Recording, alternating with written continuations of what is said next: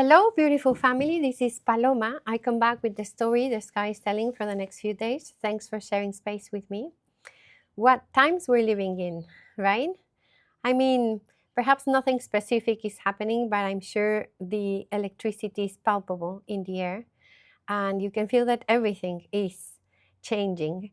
Or maybe everything's happening for you. And that's pretty much the energy of February. That's what I want to talk about today. Everything happens in February. Are we going to see it manifested immediately? Are we going to understand or integrate everything as we are going through it? Not really. It's more like just letting life be, like listening to where the river is flowing, and then, yes, acting in the most aligned and coherent way that we can access. That's more than enough. I think we are ready because we are here, and therefore we are, and we count with the necessary so that change can be changed. February is, well, eclipse season. We're already immersed in it. It's this accelerator of particles, and it opens with quite noisy, with the full moon in Leo, with this ignited heart, hopefully of passion, of love, of the living light, the sacred fire and connection.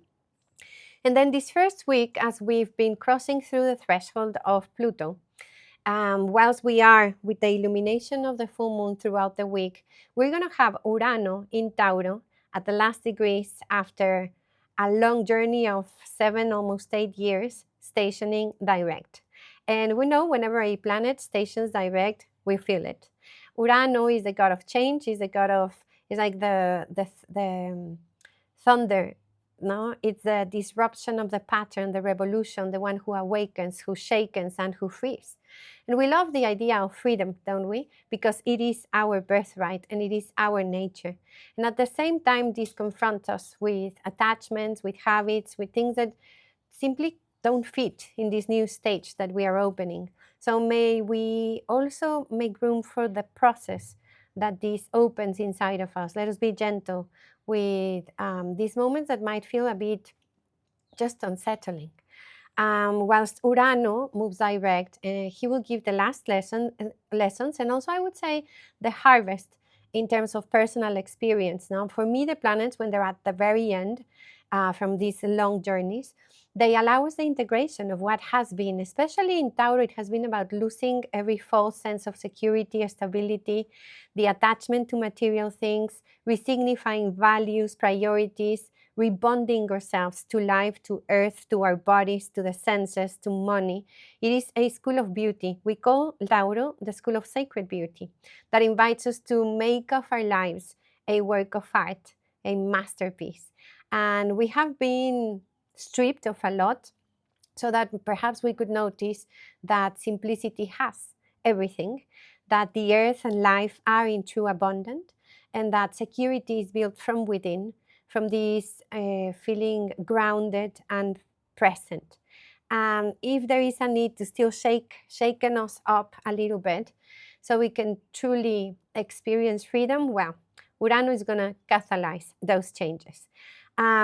He's the ruler of Aquarius. We are in Aquarius seasons. We're walking towards the first eclipse in Aquarius. But let's do things in order. So on the 13th of February, we have Saturn finally enter Aries to stay there for the next couple and a half years, ending the cycle in Pisces, also delivering the mastery. The lessons are completed. The karma is completed. He is the Lord of Karma, after all, in the school of culmination. So this is a big integration of a process, a deep process of our souls. I believe there is an emancipation, a moksha experience with this. He's going to touch the 0 degree of Aries, the great beginning, the great reset of everything. And yes, Neptune is already there, and they're walking towards that epic encounter later in the month. So Saturn is discipline, commitment, devotion, patience, structure, boundaries. And from all of that, it's truly where we access the creativity that can consolidate and manifest. So a new mastery is opened here, the one of the I am that I am, to truly incarnate the light that we are. We will have to manage rhythm, I would say, the impatience, and let the impulse of Aries mature, heal, and be aware of anger and the transmutation of it. So we can respond for this order. This is cardinal energy that responds to an a divine order on earth through our actions. This is a time that is going to ask us to position ourselves. There's no like, there's a thing in Spanish, I don't know how to say it in English, like we can't stay in between. No, this is a moment that is going to ask us to position ourselves for what we believe in. And on the 17th of February, we have that eclipse at the 28th, almost 29th degree of Aquarius. It's an annular eclipse of Sol. It's going to be seen mostly in Antarctica. It's very powerful, a very powerful new moon, more beginnings, in the school of the group, the community, the collective, humanity, and the future. So I guess you can see the big wave of beginnings, this very pioneering energy, brave, and of change, and what change implies. No? Something will get darkened and then illuminated again. So there is a process of transformation, of revolution. It's Aquarius. And this eclipse, it's actually happening in a square to Urano. So it is quite disruptive, surprising. It invites freedom, authenticity, unity. I will speak more of this next week, but for now, let's move on to the 20th of February. Only 3 days after this eclipse, we're going to have that conjunction of Neptune and Saturn in the 0 degree, the creator degree, the cosmic egg, the beginning of our story astrologically, the pure potentiality, they join there. So even though this happens every 35 years, and every time it happens, it creates massive movements socially in this agreement of reality that we are dreaming. And this is us dreaming something new together and committing ourselves to building it. So in Aries, it doesn't happen that often.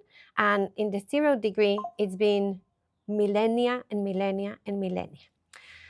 So this is a planet of the dream world, of spirit, of source, of unconditional love, of compassion, art, intuition, also fantasy, delusion, confusion. And joining in with Saturn that I just mentioned, the form, the consolidation in the material realm, the mastery of self-authority and self-realization. So what does that sound like to you? To me, it's like building a new idea, a new dream, a new beginning that is led by Aries energy, which is passionate, of initiative, the divine spark. In its highest frequency, this is the energy available to create or co-create. Now, there is also the idealization of Aries, and in Aries, we find the memory of war. There is also Saturn there, which is authority, and the memory of authoritarianism. We'll see how it plays out in terms of our choice of embodying this energy. Remember, we have a choice. Aries is calling us to respond as individuals, not as islands, but in full awareness of our interdependence and connection. I am in service through being who I am. Now, there are lots of layers to speak to this, but well, in this quick summary of February, we will be there immersed in the eclipse season. So precisely in that weather, on the 26th of February till the 20th of March, we're going to have Mercury retrograde, why not, in Pisces, in the watery sign of Pisces. So I think this gives layers of integration, very deep layers of processing, of integrating all of this new energy, anchoring it with a very wide soul perspective, and with, I would say, calmness. Because even though everything's very, very new, we're going to need to make it, to embody it, to bring it down into reality, and this will be a process. I think the Mercury pre-retrograde shadow starts actually on the 11th of February. So it's quite a vortex with a process that we might not understand as we are going through it, and yet we might have to respond with integrity through our actions. And actually, it's quite interesting.